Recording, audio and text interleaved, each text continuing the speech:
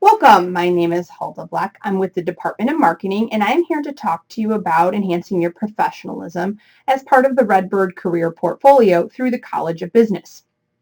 First of all, I just want to congratulate you and say, wow, you're freshmen, you're here, you're listening to this module, and that is awesome. You are taking a step in the right direction. Which makes me want to share this quote with you. You have brains in your head, you have feet in your shoes, you can steer yourself in any direction you choose. And that's from Dr. Seuss, famous children's author, if you don't know that already. And I just wanted to kind of point that out that, hey, first of all, congratulations, you're here, you're making the right decision. And what I want to talk to you today is about things that you can do, how you can steer yourself in the right direction and really continue to enhance your professionalism in order to get to that ultimate goal of a career that you love. So first question, why does any of this matter to me? Why should you care about professionalism? You're a freshman, just graduated from high school. Graduation is at least 4 years away, so why should this matter?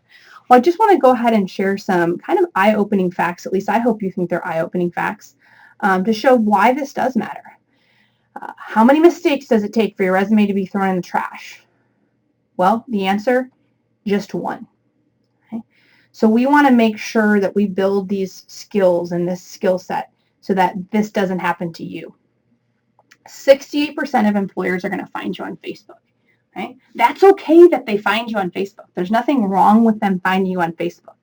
The question is, what are they going to see on Facebook? Okay? Employers actually get nervous if they can't find you online. Right? They want to be able to see that you're online and that you're networking because that's what millennials do. Right? But what are they going to see? Are they going to see positive posts? Are they going to see you sharing content that's relevant? Or are they going to see the pictures of you at the bar completely drunk? Okay? I get that you can probably guess which ones they should see. 76% of resumes, these are ignored if the email address listed for the contact is unprofessional. Obviously, all of you have an ISU email that is very professional. If you don't, I would go ahead and get a Gmail, Yahoo, whatever engine you prefer, that is professional, typically just your name, maybe with a middle initial, maybe your last name, first name, whatever is available that looks professional. 1 in 3 employers will reject a candidate based on what they find online about them. Okay? So again, going back, they want to find you online. They want to have that be a positive representation. So again, going back to this idea of what you can do as a freshman. First of all, again, great start. Congratulations on being here and listening. Hopefully you'll be able to take away something from this. But today, in this video, along with content links that are provided with you in ReggieNet in this module, the things that I'm hoping you come away are ideas about building your brand, professionalism in the classroom, professionalism online, networking, which goes hand in hand with professionalism, telephone and email etiquette, and then business dress as well.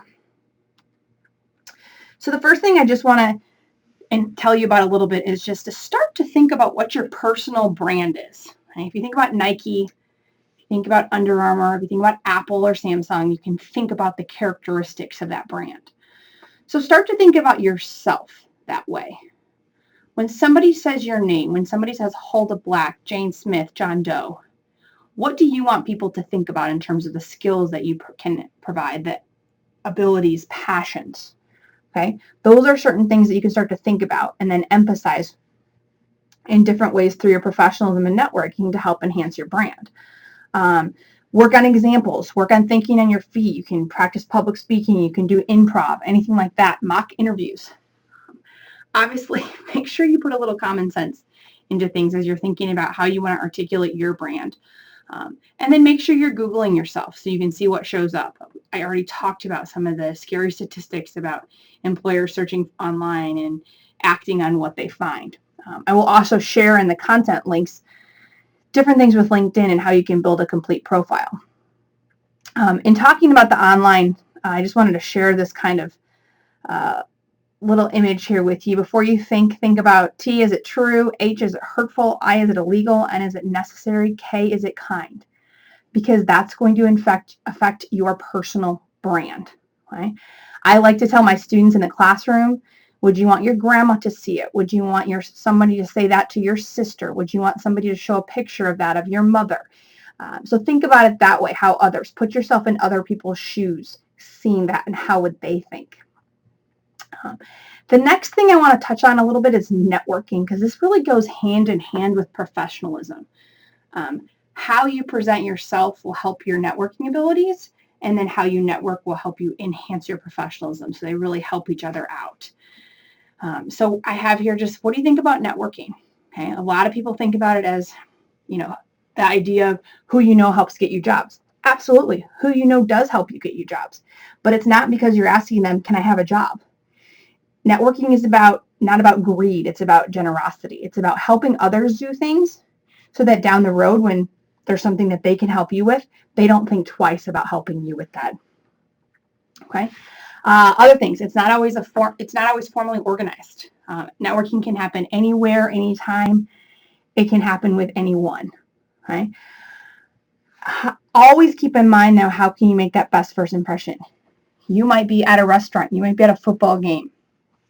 You might be babysitting a professor's child at a swimming pool, and you never know who you're going to run into that might have something that they can offer you. Because guess what? Everyone you will ever meet knows something that you don't. And if you can keep that in mind and work on always giving, then you can hopefully be the benefactor of some of that receiving, as well as the benefit of networking. Continuing with network, what happens is, if you can find out what the person you're talking to, what their true passion is, they're going to really enjoy telling you all about it. So if you can connect and talk and really find out what the other person loves, when you hit on something that somebody loves, they love to talk. Okay? And that again then builds that connection. So my question for you is, what's your passion? Okay, so think about that in terms of going back to that personal brand. What's your passion that you can share with others, that you can build and enhance and really build a name for yourself? Okay. A couple of networking tips. Right? A good networker has 2 ears and 1 mouth and should use them both proportionally. Okay? So the key here being focused on listening, taking in what the other person is saying. I'll show you in a couple of slides here this idea of building a spreadsheet or a list of things that you learn. Okay? Now, in order to record that and keep track of it for later use, you've really got to be listening and understanding what people are passionate about.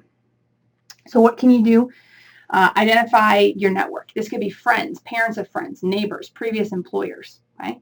Work on developing your network. We'll talk about LinkedIn and the content links. Work on icebreakers, how to start a conversation. Look for advice. Don't ask for a job.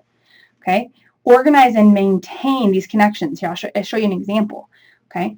So as you're working and building these relationships, whether it be in the classroom with your friends, whether it be at career fairs, you can keep track of names, anything, date of last contact, how did you contact them?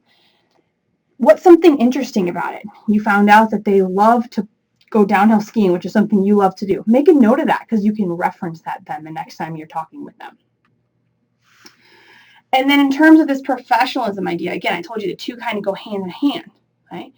So in order to be prepared to network well, you need to make sure you have some professional things done, right? Business cards, free, F-R-E-E, that's what I said, free, from the Career Center. Go online, I provide the link for you in the content link. Get those free business cards, okay? Get to put together a little elevator pitch about your passions. I know you're freshmen. You're not necessarily pitching for the job, but what's the next thing you're pitching for? What's an internship you would love to experience? What's something you would love to do? What are you passionate about?